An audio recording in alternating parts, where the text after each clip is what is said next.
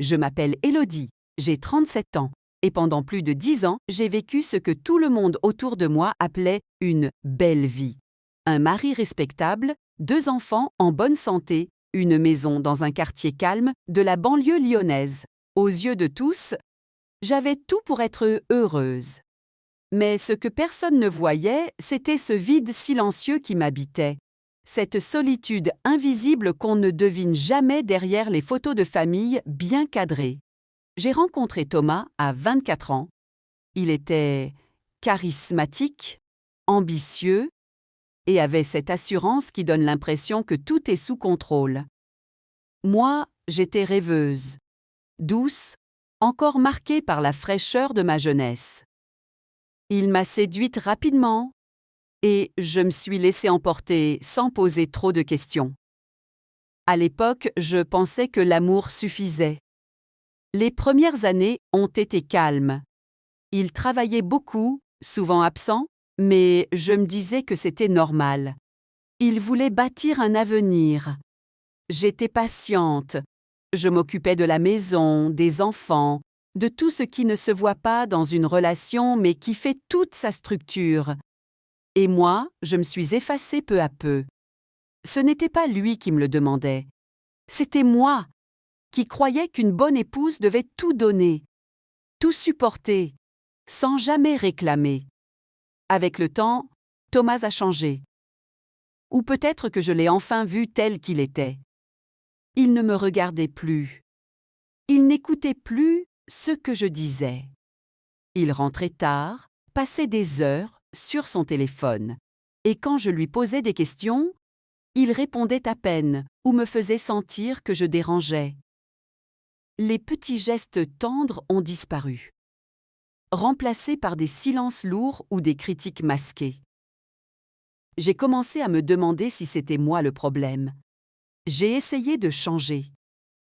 De nouvelles coupes de cheveux, de nouveaux vêtements, des tentatives de discussion. Rien ne fonctionnait, et un jour, je l'ai surpris en train de sourire à un message sur son téléphone. Il ne m'avait pas vu. Ce sourire, je ne l'avais pas vu depuis des années, et il ne m'était pas destiné. C'est là que j'ai su. Je n'avais pas encore de preuves, mais je savais. Il s'appelait Maxime, 29 ans, le fils de nos voisins. Un garçon discret, qui vivait encore chez ses parents pendant qu'il finissait ses études d'ingénieur. Il venait parfois aider mon mari pour des petits travaux ou s'occupait du jardin quand on partait en vacances. C'est moi qui lui offrais souvent un café ou qui discutais avec lui sur le pas de la porte. Il avait quelque chose d'authentique, d'honnête, et une écoute que je n'avais plus connue depuis longtemps. Je n'ai jamais eu l'intention de tomber dans cette histoire. Je ne l'ai jamais planifiée. Mais un jour, alors que je pleurais seule dans la cuisine, il est passé par hasard. Il m'a vue, a posé sa main sur mon épaule et m'a simplement dit « Vous méritez mieux que ça ». Ces mots ont traversé ma carapace. Et ce soir-là, pour la première fois depuis des années, je me suis sentie vue. Ce n'était pas une aventure passionnée, ce n'était pas un feu brûlant, c'était autre chose. Une douceur, une présence, un rappel que j'existais encore. Maxime ne m'a jamais promis quoi que ce soit. Il ne m'a jamais demandé de quitter mon mari. Il écoutait, parlait peu, mais toujours avec justesse. Il était là, simplement. Mais le poids de la culpabilité m'a vite rattrapée.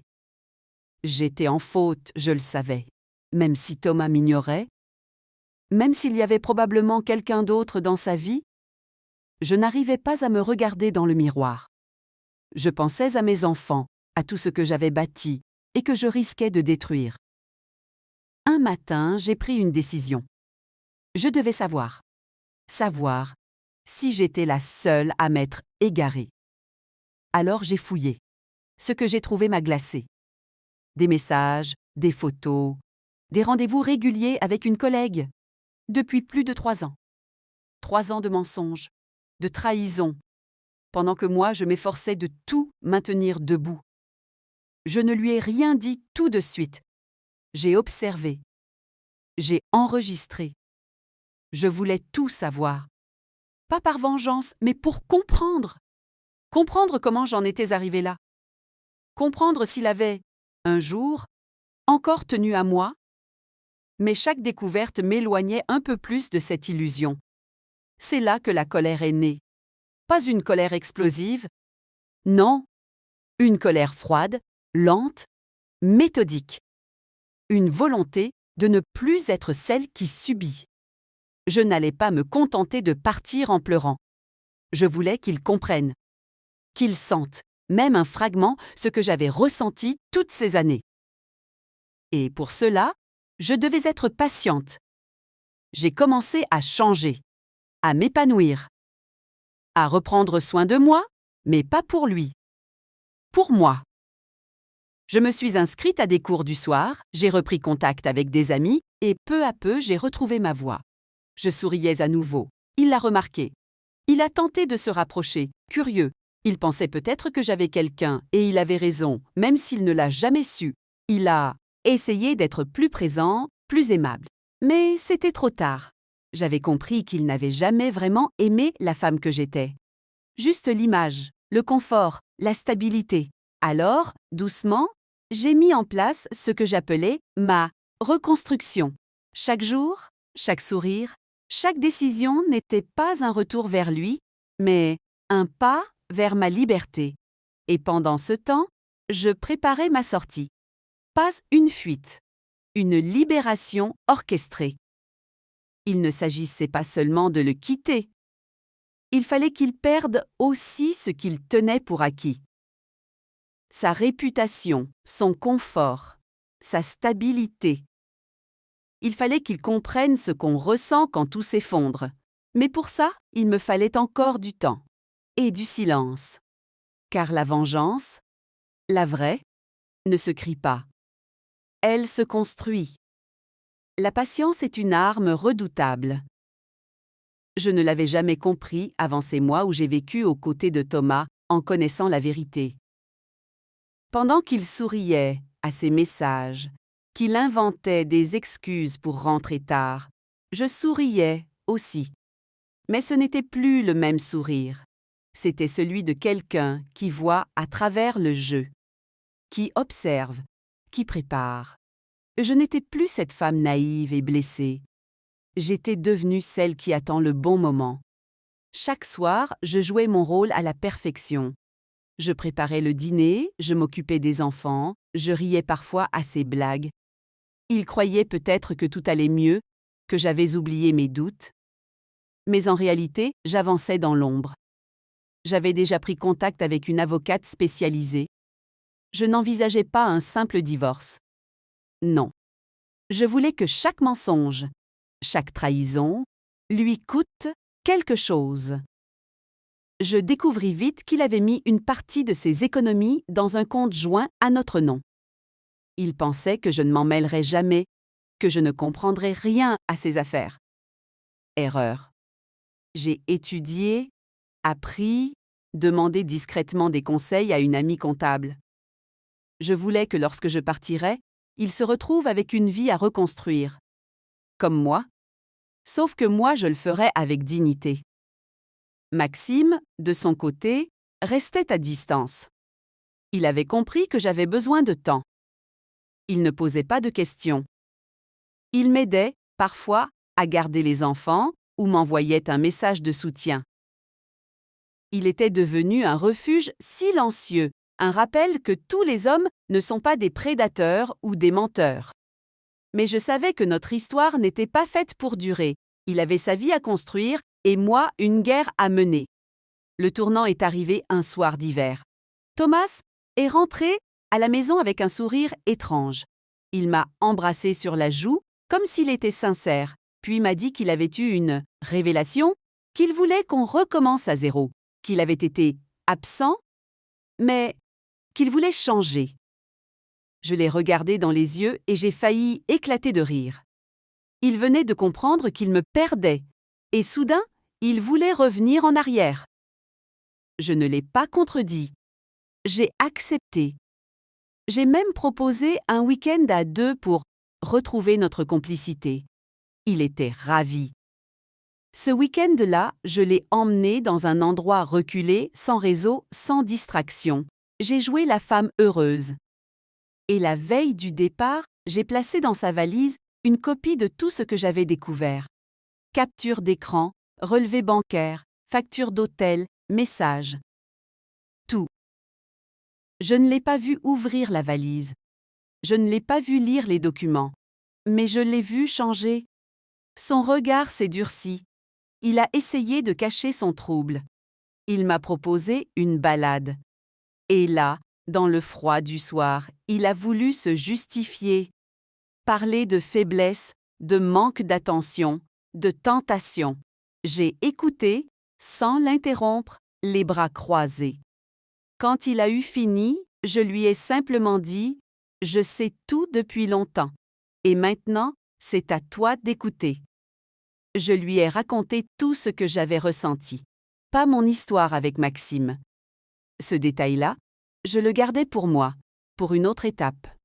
Mais ma souffrance, ma solitude, mes efforts ignorés. Il a baissé les yeux. Pour la première fois, il était silencieux. De retour à la maison, j'ai mis en place la dernière phase. Avec l'aide de mon avocate, j'ai enclenché une procédure qui lui ferait perdre plus que de l'argent. J'avais les preuves, les témoignages, les dates. Il avait tout à perdre. Et je comptais bien lui reprendre chaque chose qu'il m'avait prise, ma confiance, ma sérénité, ma fierté. Mais ce n'était pas tout. Thomas avait construit sa réputation sur une image d'homme intègre. Il était très actif dans une association locale, très présent dans les événements du quartier. Ce que personne ne savait, c'est qu'il utilisait parfois les ressources de cette association pour financer ses escapades. J'avais les reçus. J'avais les noms. Et j'avais décidé qu'il était temps que les gens voient qui il était réellement. Je n'ai pas agi brutalement. J'ai envoyé un courrier anonyme à l'association, accompagné des documents. J'ai laissé le reste suivre son cours. Quelques semaines plus tard, il a été suspendu de son poste. L'enquête interne a démarré. Sa réputation s'est effondrée lentement, et il n'a jamais su d'où le coup était venu. Chez nous, il tentait encore de faire bonne figure devant les enfants, mais je voyais son regard changer. Il me craignait, désormais. Il savait que je n'étais plus la femme qu'il contrôlait, celle qui attendait qu'il l'aime à nouveau. J'étais devenue son reflet, celui qu'il ne voulait pas affronter. J'ai attendu que tout soit prêt. Une fois que mes comptes étaient sécurisés, que la garde partagée des enfants était négociée, que chaque pièce du puzzle était en place, je lui ai annoncé que je partais. Il a ri. Un rire nerveux. Il ne m'a pas cru. J'ai souri. Le lendemain, je déposais les enfants chez mes parents et je quittais la maison avec une valise. Pas par fuite. Par choix. Je lui laissais les murs, les meubles, les souvenirs. Moi, je prenais ma paix. Ce que je n'avais pas prévu, c'est la réaction de Maxime. Il m'attendait devant la maison de mes parents. Il m'a prise dans ses bras, sans un mot. Ce n'était pas une déclaration d'amour, c'était un adieu silencieux. Il savait que notre histoire n'avait qu'un passage. Il m'a murmuré « Tu as repris ta vie, ne la donne plus jamais ». Il est parti. Et moi, pour la première fois depuis des années, j'ai respiré sans douleur. Mais l'histoire n'était pas terminée. Pas encore. Car Thomas n'avait pas encore tout perdu. Et moi, je n'avais pas encore dit mon dernier mot. Je pensais que tout se calmerait une fois parti. Que Thomas, privé de son image impeccable, acculé par les conséquences de ses propres actes, se ferait discret et finirait par accepter que j'avais tourné la page. Mais ce n'est pas ainsi que les hommes comme lui fonctionnent. Ce qu'ils ne supportent pas, ce n'est pas la perte d'une épouse ou d'un foyer. C'est de voir celle qu'ils pensaient soumise devenir libre. Et pire encore, sereine. Il a commencé à m'envoyer des messages. Au début, c'était des mots doux, maladroits, presque désespérés. Je suis perdu sans toi. Je peux changer. Pense aux enfants. Puis, quand il a compris que je ne répondais pas, le ton a changé. Les reproches, les accusations. Il disait que j'étais ingrate, que je brisais la famille. Il essayait de me faire porter la faute, comme s'il avait tout oublié. J'ai gardé le silence. Il a ensuite tenté de me nuire plus sournoisement. Il est allé parler à mes parents, à mes amis, distillant ses demi-vérités. Il disait que j'avais quelqu'un, que j'avais perdu le sens des priorités, que j'étais influencée. Heureusement, ceux qui me connaissaient vraiment savaient déjà. Ils avaient vu mon combat, mon épuisement et maintenant ma renaissance. Ils ne l'ont pas cru. Mais cela m'a appris une chose. La dernière étape de ma vengeance ne devait pas être une attaque. Ce devait être une élévation. La mienne. Je me suis concentrée sur ma reconstruction. J'ai trouvé un emploi dans une librairie, un petit endroit chaleureux où je pouvais respirer, parler à des gens simples, retrouver du sens. Mes enfants ont vite compris que leur mère était plus heureuse. Leur équilibre me préoccupait, bien sûr. Mais je veillais à ce qu'ils voient leur matine, à ce qu'ils voient leur père régulièrement. Je ne voulais pas qu'ils portent le poids de nos fautes. Leur amour pour lui n'était pas à juger. Et pourtant, il continuait de s'enfoncer. Sans moi pour gérer la maison, les enfants, les rendez-vous, il découvrait une réalité qu'il n'avait jamais voulu voir.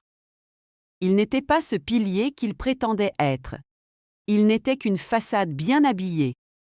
Sa maîtresse, ou devrais-je dire ses maîtresses, l'avait vite abandonné. Quand l'illusion du couple solide avait disparu, il n'était plus si intéressant. Les rumeurs sur lui se sont amplifiées, les gens du quartier, de l'association, de son entourage professionnel.